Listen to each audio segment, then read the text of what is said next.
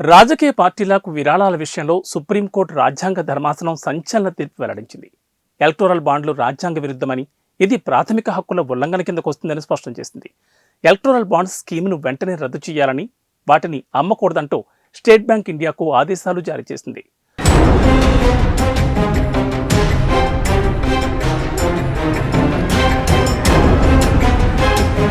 Black money నిర్మూలనకు electoral బాండ్లు ఒక్కటే మార్గం కాదని తేల్చెప్పింది. రాజకీయ పార్టీలకు విరాళాలు ఇవ్వడం క్విడ్ ప్రోకు దారితీస్తుందని 5 సభ్యులున్న రాజ్యాంగ ధర్మాసనం ఏకగ్రీవ తీర్పును వెల్లడించింది.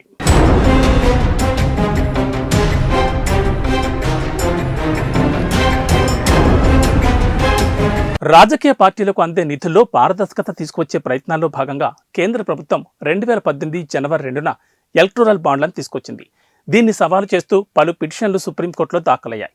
సుప్రీంకోర్టు ప్రధాన న్యాయమూర్తి justice DY Chandrachud, justice Sanjiv Khanna, justice BR Gavai, justice JB Pardiwala, justice Manoj మిశ్రాతో కూడిన రాజ్యాంగ ధర్మాసనం గత ఏడాది అక్టోబర్ 31న వాదనలు ప్రారంభించింది.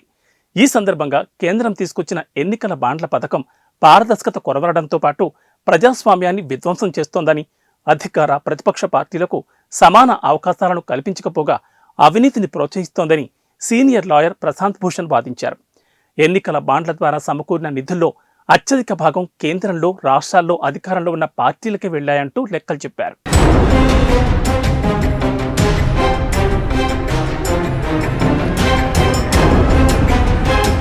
అయితే ప్రపంచంలోని అనేక దేశాలు ఎన్నికల్లో నల్లధనం ప్రభావాన్ని అడ్డుకోవడానికి ప్రయత్నిస్తున్నాయని, అలాగే మన దేశంలో కూడా నల్లధనాన్ని అరికట్టడానికి డిజిటల్ చెల్లింపుల విధానం అమలు చేస్తున్నామని కేంద్రం తరపున వాదించిన సొలిసిటర్ జనరల్ తుషార్ మెహతా స్వచ్ఛమైన డబ్బే రాజకీయ పార్టీలకు విరాళాలుగా అందేలా చేయడానికే ఎలక్టోరల్ బాండ్లు తీసుకొచ్చినట్లు వివరించారు.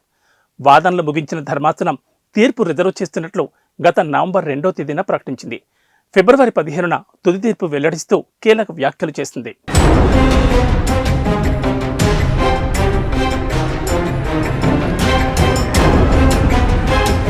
ఎలక్టోరల్ బాండ్స్ రాజ్యాంగంలోని ఆర్టికల్ 19(1) ప్రకారం విరుద్ధమని రాజ్యాంగ ధర్మాసనం స్పష్టం చేసింది. ఎలక్టోరల్ బాండ్స్ను రద్దు చేయాల్సిందేనని, రాజకీయ పార్టీలకు విరాళాలిచ్చేందుకు ఇతర మార్గాలున్నాయని తెలిపింది. నల్లధనం పేరు మీద సమాచారాన్ని దాచలేరనే విషయాన్ని సుప్రీంకోర్టు ప్రస్తావించింది. దాతల పేర్లు గోప్యంగా ఉంచడం సరికాదని, ఇది క్విడ్ ప్రోకు దారితీస్తుందని రాజ్యాంగ ధర్మాసనం పేర్కొంది. 2019 నుంచి జారీ చేసిన ఎలక్టోరల్ బాండ్స్ వివరాలు బహిర్గతం చేయాలని, వచ్చే మార్చి 6వ తేదీలోగా బాండ్స్ వివరాలు వెబ్సైట్లో పెట్టాలని ఎన్నికల కమిషన్ ఎస్బీఐని ఆదేశించింది. అదే సమయంలో ఎలక్టోరల్ బాండ్స్ను వెంటనే నిలిపివేయాలని తీర్పులో వెల్లడించింది.